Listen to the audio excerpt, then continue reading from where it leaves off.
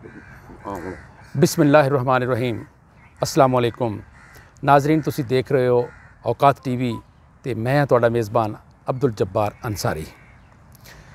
नाजरीन, गुज़श्ता दिना इतफाक होया पीर तारा लाल बादशाह पीर सखावत सरकार के दरबार ते हाज़री दा। उत्थे नवाज सोकी साहब मेरे नाल सी, असी उत्थे नसीबो लाल भी उत्थे मौजूद सी। असी उत्थे दरबार ते बैठे, पहले नवाज सोकी साहब ने जदों गाया, इन्हां दी जदों आवाज़ सुनी तो नसीबो लाल रह नहीं सकी, वो भी नाल झूम उठी ते नाल ही उन्होंने गाना शुरू कर दिता। बड़ा ज़बरदस्त समा सी वो, तुसी अपना खबरें TV.net दे उत्ते देख सकते हो। मनाजिर बड़े खूबसूरत, हज़ारों लोग उसनूं देख चुके ने। तो नाजरीन, मैं भी नवाज सोकी का शुक्रगुजार हाँ कि उन्होंने मैनेज किया नसीबो नाल मेरा औकात टीवी वास्ते इंटरव्यू का, और मैं शायद वो पहला मेज़बान से जिन्होंने बगैर मेकअप तो नसीबो लाल का इंटरव्यू किया, जिसनों हज़ारों लोग देख चुके हैं। तो वो प्रोग्राम जदों नवाज सोकी ते नसीबो लाल ने गाया, उस तो बाद फिर असी वापस इस्लामाबाद इकट्ठे आए। नवाज सोकी नूं मैं रस्ते पूछया कि सोकी साहब माशाअल्लाह क्या आवाज़ तुहाडी, तो नसीबो लाल ही मैं कहा झूम उठिए, ये दसो तुहाडा उस्ताद कौन है? तो इन्होंने कहा जनाब मेरे उस्ताद ने मास्टर साबिर जी। जनाब अगे तुसी देखते रहंदे हो कि नवाज सोकी, मैं बड़ा शुक्रगुजार हाँ उन्होंने कि काफ़ी प्रोग्राम उन्होंने मेरे नाल करते हैं और मैनू बड़ा टाइम देंदे ने गाहे बगाहे। तो अज जनाब नवाज सोकी दे उस्ताद साबिर जी साडे नाल है। अस्सलाम वालेकुम जी। वालेकुम सलाम जी। उस्ताद जी की हाल चाल है? मैं ठीक ठाक जी, तुसीं सुनाओ। ये तुसी दाना कित्थों लभ्या उस्ताद जी? बाजी खुदा नवाज सोकी जदों रहमत हुंदी है खुदा दी, जी जी, दाने बच्चे खुदा देंदा है। ते बड़ा खुदा दा शुक्र है कि उस वक्त मेरा ख्याल है कि 78-70 दा वो दौर सी जदों मैं अपने किवें मुलाकात किवें होई तुहाडी? यही तुहानूं मैं दस्सण लगा कि मुलाकात किस तरह साडी होई है कि अपने घर दे सामने कोई दरख्त दी छावें असीं बैठे सां ते ओहदे थल्ले बैठिया नज़र पई है तो एक जवान लड़का आ रहा साढ़े सामने। अच्छा।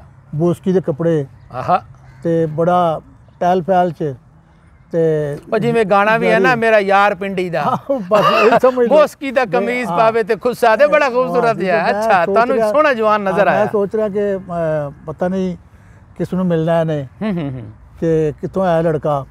तो फिर इस तरह होया कि जनाब जदों पैरें जरी चप्पल भी पाई बड़ी टिले वाली जबरदस्त किस्म दी। नाजरीन, हारमोनीयम दे उस्ताद ने सोकी साहब दे। हाँ जी, तो बड़ी जबरदस्त किस्म का माहौल मैनू नज़र आ रहा है।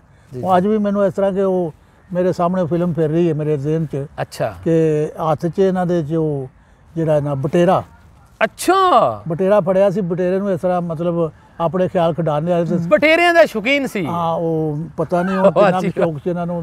अच्छा, बड़े शौक ने वैसे उस बंदे दे। वैसे मैं हैरान हुआ कि जदों मैं पोजीशन वेखी तो मैनू नज़र नहीं आया कि इस बंदे दे विच शौक होएगा। अच्छा। कि नहीं होएगा, क्योंकि वेल सूटेड सी ना, सूटेड बूटेड जबरदस्त किस्म का मतलब ओहदा इन्हां दा गेटअप बनया सी। देख के ते मैं कहा इन्हां चीज़ां नूं समझदा भी नहीं होएगा ते चाहता भी नहीं होगा।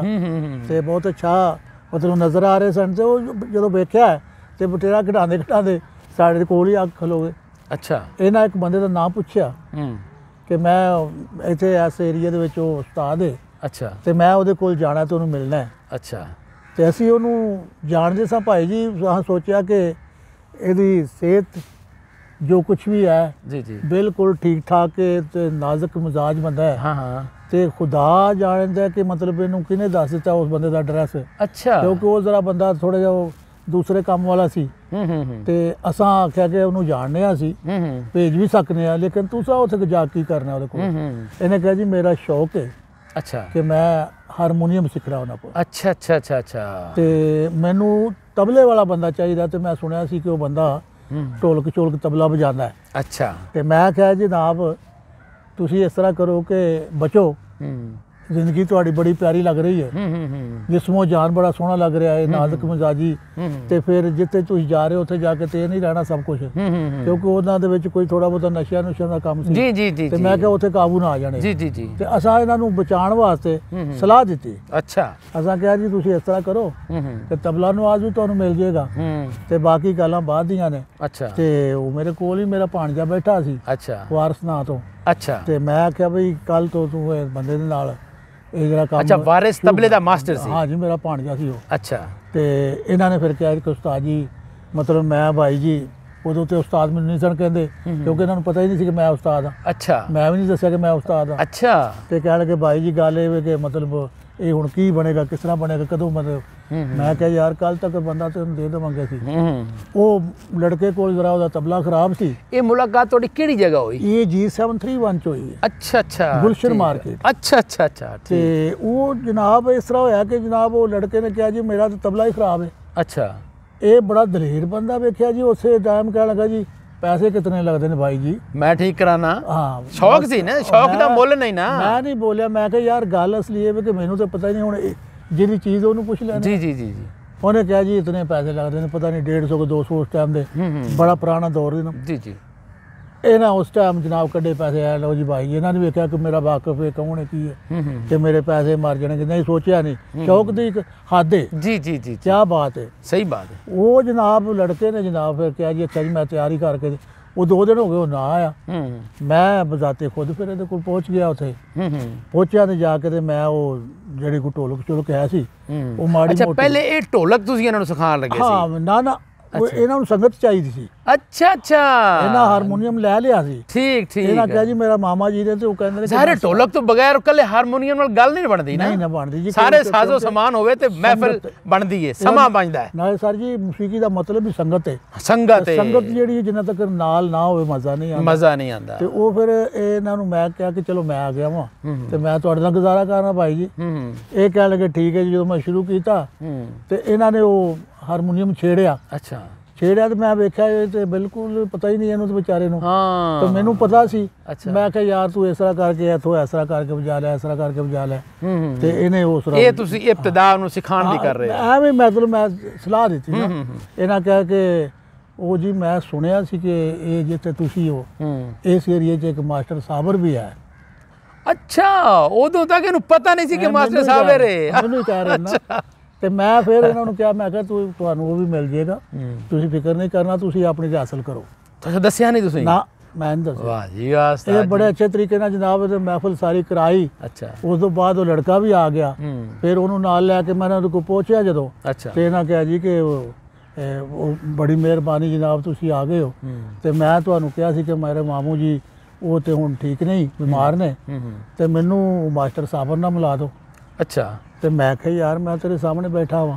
ਅੱਛਾ, ਤੇ ਕਹਿਣ ਲੱਗੇ ਓਹੋ ਤੁਸੀਂ ਕੱਲ ਮੇਰੇ ਕੋਲ ਇੱਥੇ ਬੈਠ ਰਹੇ ਹੋ, ਤੁਸੀਂ ਮੈਨੂੰ ਦੱਸਿਆ ਹੀ ਨਹੀਂ ਕਿ ਮੈਂ ਮਾਸਟਰ ਸਾਹਿਬ। ਤੇ ਯਕੀਨ ਕਰੋ ਕਿ ਬੜਾ ਮਤਲਬ ਮੁਤਾਸਰ ਹੋਇਆ, ਖੁਸ਼ ਹੋਇਆ। ਉਸੇ ਟਾਈਮ ਮੈਨੇ ਪਤਾ ਨਹੀਂ ਕਿੱਥੋਂ ਜਾ ਕੇ ਮਠਿਆਈ ਪੈਦਾ ਕੀਤੀ ਜਨਾਬ।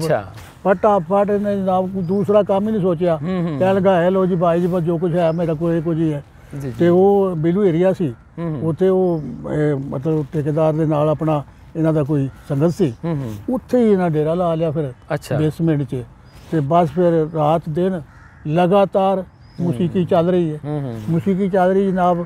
ਇਹ ਸਿੱਖ ਰਹੇ, ਮੈਂ ਸਿਖਾਇਆ ਇਹਨਾਂ ਨੂੰ। ਅੱਛਾ, ਲੇਕਿਨ ਇਹਨਾਂ ਨੇ ਇਹੋ ਜਿਹਾ ਕੰਮ ਸ਼ੁਰੂ ਕੀਤਾ ਕਿ ਇੱਕ ਚੀਜ਼ ਹੋਰ ਹੈ ਕਿ ਉਸ ਗੱਲ ਤੋਂ ਮੈਂ ਖੁਸ਼ ਹੋਇਆ। ਅੱਜ ਤੱਕ ਸ਼ਾਗਿਰਦ ਮੇਰੇ ਬਹੁਤ ਨੇ। ਅੱਛਾ, ਬੜੇ ਸ਼ਾਗਿਰਦ ਨੇ ਜਨਾਬ, ਮੈਂ ਦੱਸ ਨਹੀਂ ਸਕਦਾ।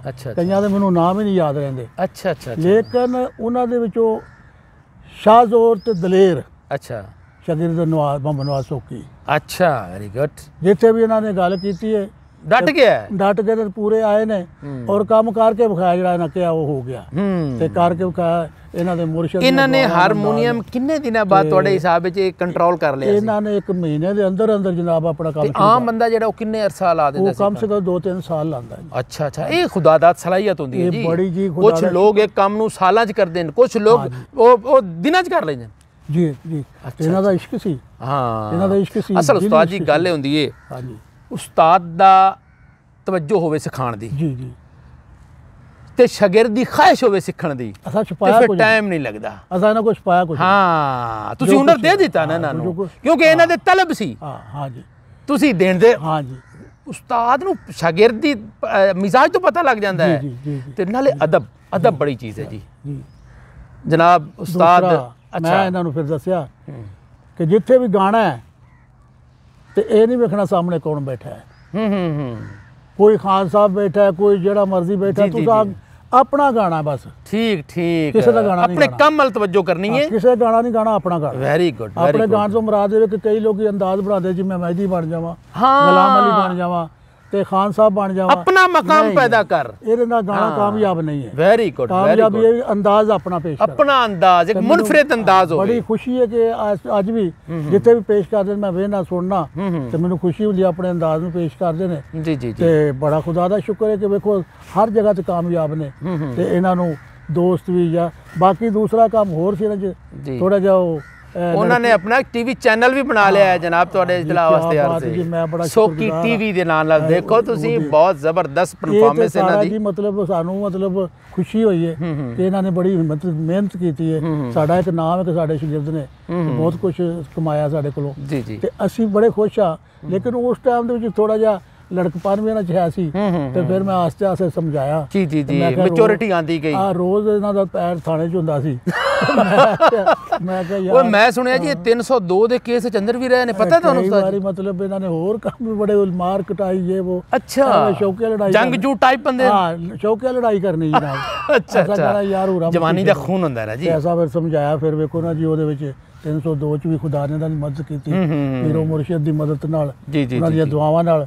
ਖੁਦਾ ਨੇ ਸਾਰੀ ਮਦਦ ਇਹਨਾਂ ਦੀ ਬੜੀ ਕੀਤੀ ਬਾਹਰ ਕਾ ਮੈਂ ਬੜਾ ਭਾਈ ਜੀ ਖੁਸ਼ ਹਾਂ ਅੱਛਾ ਗਾਣੇ ਦੇ ਨਾਲ ਉਸਤਾਦ ਜੀ ਉਹਨਾਂ ਦੇ ਵਿੱਚ ਮੈਂ ਮੁxtਲਿਫ ਪ੍ਰੋਗਰਾਮਾਂ 'ਚ ਨਾਲ ਗੁਫ਼ਤਗੂ ਕੀਤੀ ਹੈ ਉਹਨਾਂ ਤੇ ਸੂਫੀਜ਼ਮ ਵੀ ਮੈਨੂੰ ਨਜ਼ਰ ਆਉਂਦਾ ਹੈ ਹਾਂ ਜੀ ਤਸੱਵੁਫ ਉਹਨਾਂ 'ਚ ਨਜ਼ਰ ਆਉਂਦੀ ਗੁਫ਼ਤਗੂ ਤੋਂ ਛਲਕਦਾ ਹੈ ਬਿਲਕੁਲ ਬਿਲਕੁਲ ਤੁਸੀਂ ਕਿਹਦਾ ਪਾਇਆ ਇਸੇ ਤਰ੍ਹਾਂ ਹੀ ਹੈ ਜਿਸ ਤਰ੍ਹਾਂ ਤੁਸੀਂ ਦੱਸ ਰਹੇ ਹੋ ਨਾਜ਼ਰੀਨ ਇਹ ਸਨ ਮਲਿਕ ਮੁਹੰਮਦ ਨਵਾਜ਼ ਸੋਕੀ ਦੇ ਉਸਤਾਦ ਮਾਸਟਰ ਸਾਬਰ ਜੀ ਬਹੁਤ ਬਹੁਤ ਸ਼ੁਕਰੀਆ ਤੁਸੀਂ ਸਾਨੂੰ ਇੰਨਾ ਟਾਈਮ ਦਿੱਤਾ ਤੇ ਇਹਦੇ ਨਾਲ ਹੀ ਸਾਡੇ ਪ੍ਰੋਗਰਾਮ ਦਾ ਟਾਈਮ ਖਤਮ ਹੋਇਆ ਔਕਾਤ ਟੀਵੀ ਤੋਂ ਅਬਦੁਲ ਜੱਬਾਰ ਅੰਸਾਰੀ ਨੂੰ ਦਿਓ ਇਜਾਜ਼ਤ ਇੱਕ ਗੱਲ ਜ਼ਰੂਰ ਸੁਣਦੇ ਜਾਓ ਮੈਂ ਦੇਖਿਆ ਕਿ ਸਾਡੇ ਦੋਸਤ ਪ੍ਰੋਗਰਾਮ ਸਾਡਾ ਦੇਖ ਲੈਂਦੇ ਨੇ ਹਜ਼ਾਰਾਂ ਲੋਕ ਲੇਕਿਨ ਸਬਸਕ੍ਰਾਈਬ ਕਰਨਾ ਸ਼ਾਇਦ ਭੁੱਲ ਜਾਂਦੇ ਨੇ ਔਕਾਤ ਟੀਵੀ ਨੂੰ ਸਬਸਕ੍ਰਾਈਬ ਕਰਨਾ ਲਾਈਕ ਕਰਨਾ ਸ਼ੇਅਰ ਕਰਨਾ ਔਰ ਹਾਂ ਕਮੈਂਟ ਕਰਨਾ ਨਹੀਂ ਭੁੱਲਣਾ ਬਹੁਤ ਸ਼ੁਕਰੀਆ ਅੱਲਾ ਹਾਫਿਜ਼